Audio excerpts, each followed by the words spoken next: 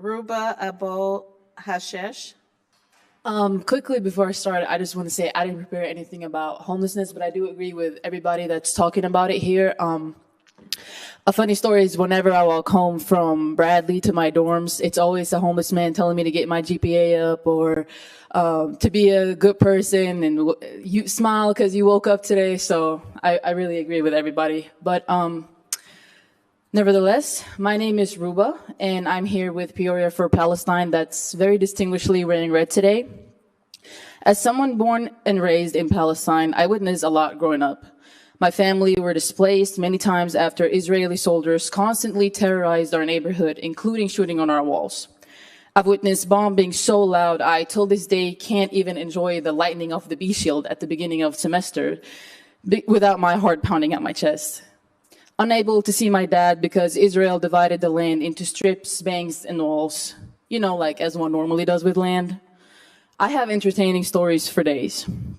But compared to what innocent civilians of Gaza go through every day, my story is rainbow and butterflies.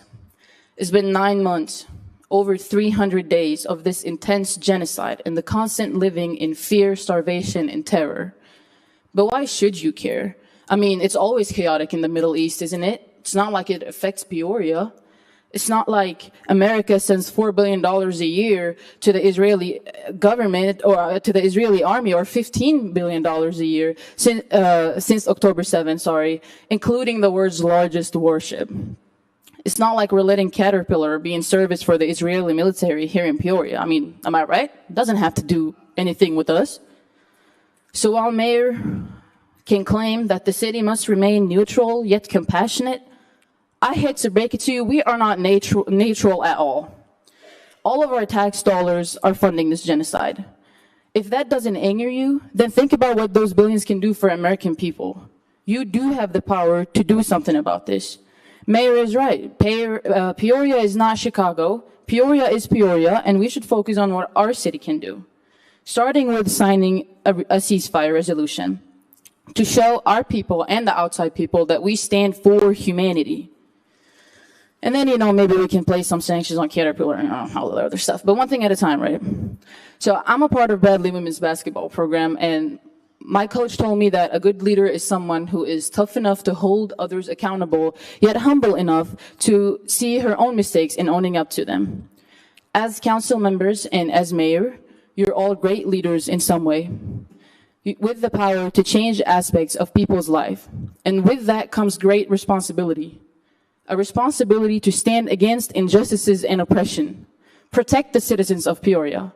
I got harassed walking to my basketball game because I'm wearing my keffiyeh.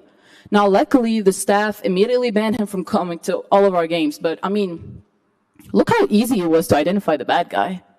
I mean, newsflash, Israeli Defense Forces are the bad guys here.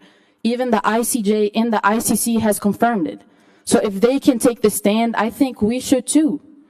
All we're asking for is a ceasefire.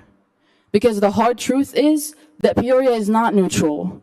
Like Norman Finkelstein said, silence in the face of justice is complicity.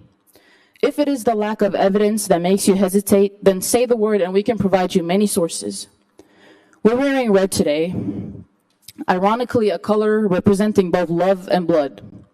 The beauty of the Palestinian resilience is that in the midst of bloodshed, Palestinian children are still running around loving life, hoping for another day. We hope that the red we're wearing only represents love, and you can help us do so. You can do your part. Mayor, you owe it to this town and you owe it to the good of your soul to do right and be on the right side of the history. And I'm also very excited to be a part of in your class this fall semester. We can chat about this every Thursday. Thank you.